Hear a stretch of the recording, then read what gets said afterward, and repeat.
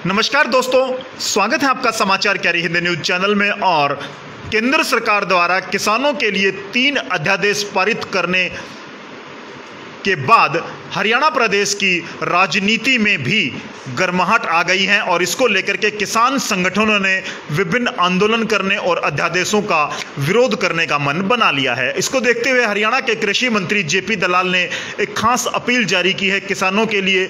और क्या कहा है, आइए सुनवाते हैं आपको हरियाणा के कृषि मंत्री जेपी दलाल ने। कल कुछ किसान संगठन आंदोलन की रास्ते में हैं।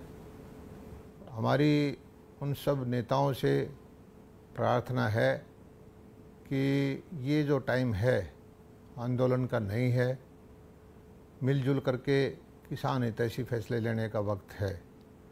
और हरियाणा सरकार, हमारा कृषि विभाग, हमारे मुख्यमंत्री जब आपकी हर बात में सहयोग करने को तैयार हैं तो मुझे नहीं लगता कि आंदोलन की ज़रूरत है।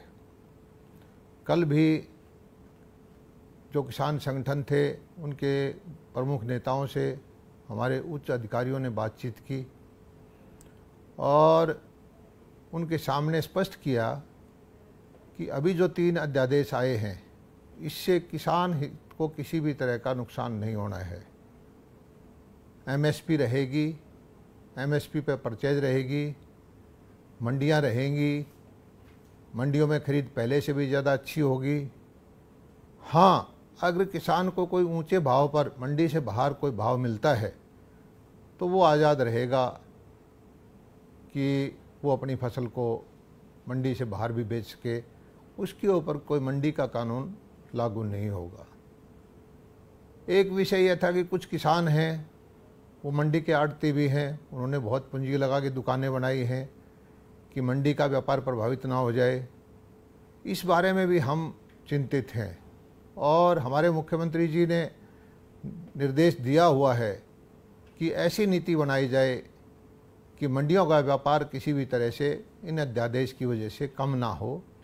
चाहे हम इन मंडियों में कुछ और अलग से कारोबार करने की छूट दें, लेकिन हम अरबों करोड़ रुपए की लागत से जो मंडियां विकसित की हैं, जो इंफ्रास्ट्रक्चर हमने बनाया है, इसको बेकार नहीं जाने देंगे। और मंडी के अंदर जो भी व्यापारी भाई आया है उसको किसी भी तरह का घाटा भी नहीं होने देंगे। ये दुष्प्रचार किया जा रहा है कि मंडियां ख़त्म हो जाएंगी, जबकि है इससे बिल्कुल उल्टा। हम तो 3-4 हज़ार करोड़ रुपए की लागत से अगले महीने ही टेंडर करके गंदौर में एशिया की सबसे बड़ी मंडी बनाने जा रहे हैं। पिंजौर में एप्पल की मार्केट बनाने जा रहे हैं। सोनीपत में मसाला की मार्केट बनाने जा रहे हैं। गुड़गांव के अंदर फूलों की मार्केट बनाने जा रहे हैं। मंडियां ख़त्म करने का कोई सोच भी नहीं सकते, जबकि हम इतनी पूंजी जब है अपनी नई मंडियों में इन्वेस्ट कर रहे हैं तो वो हरियाणा के अंदर मंडियां बहुत ज़्यादा मजबूत होंगी। किसान को किसी भी तरह से चिंता करने की ज़रूरत नहीं है। हरियाणा सरकार किसान हितैषी कोई भी फैसला लेने से पीछे नहीं हटेगी। पहले भी पिछली सरकारों में, हमारी सरकार में आप देख लीजिए, मुआवजे का पैसा फसल बीमा का सबसे ज़्यादा हमने दिया है, खराबे का पैसा सबसे ज़्यादा हमने दिया है, ड्रिप इरिगेशन पे सब्सिडी हमने दी है, किसान को बिजली जो है 5 साल से 6 साल से हम एक स्टेबल रेट पे देते रहे हैं, बिजली के घंटे हमने बढ़ाए हैं, मंडियों में प्रोक्योरमेंट की हमने व्यवस्था अच्छी की है। कोरोना के संकट के काल में भी हम किसानों की सारी गेहूं की, सरसों की परचेज करने में कामयाब रहे हैं। इस बार भी धान की परचेज 6 दिन पहले शुरू कर रहे हैं। 1 अक्टूबर की बजाय हमने 25 तारीख को परचेज शुरू करने का फैसला लिया है। बाजरा की परचेज भी हम पहले की तरह से करेंगे और एमएसपी पे चाहे सूरजमुखी है, चना है, सरसों है और प्रदेशों से कहीं बेहतर हम परचेज करते हैं। किसान को सीधा पैसा देने की कोशिश करते हैं,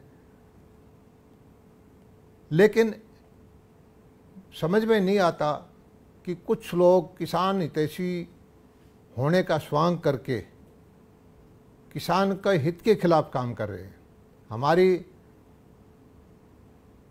सब ऐसे नेताओं से प्रार्थना है कि किसान को गुमराह ना करें।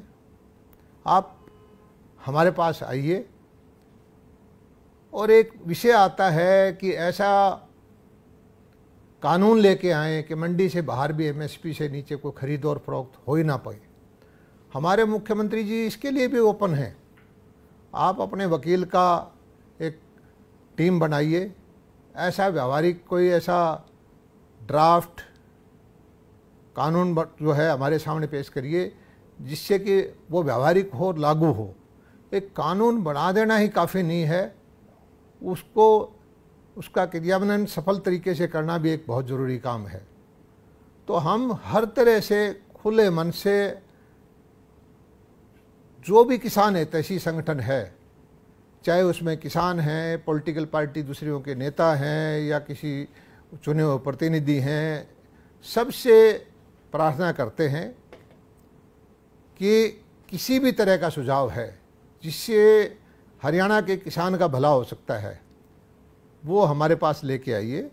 हम खुले मन से उस पर विचार करेंगे और संभव जो भी चीज़ सरकार के सीमा में रह के, कानून कायदे के अंदर रह के जो चीज़ व्यवहारिक हो सकती है, हर तरह से हम वो करने को तैयार हैं।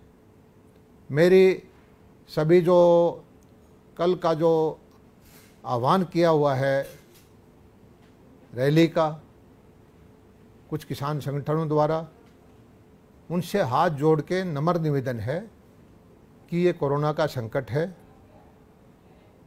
पहले ही बहुत ज़्यादा ये बीमारी फैली हुई है।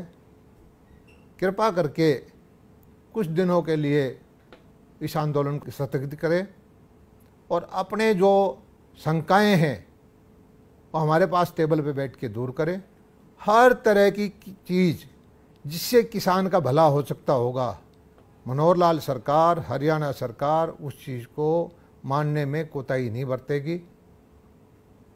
आप बैठिए, अपनी जिद छोड़िए और मिलजुल करके हम हरियाणा को एक आगे ले चलें, किसानों की भलाई के लिए काम करें और किसी भी तरह की कोई भी जो सलाह होगी जिससे किसान को थोड़ा सा भी लाभ होगा वो हम करते हुए देर नहीं लगाएंगे।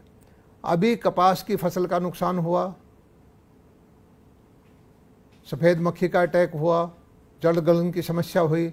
हमारे मुख्यमंत्री ने स्वतः संज्ञान लेते हुए स्पेशल गिरदावरी का ऑर्डर करके स्पष्ट निर्देश दे दिए कि जो बीमित किसान है उसको बीमा से पैसा मिलेगा और जो ऐसा भी किसान है जिसने बीमा नहीं करवा पाया उसको हम सरकारी खजाने से पैसा देंगे।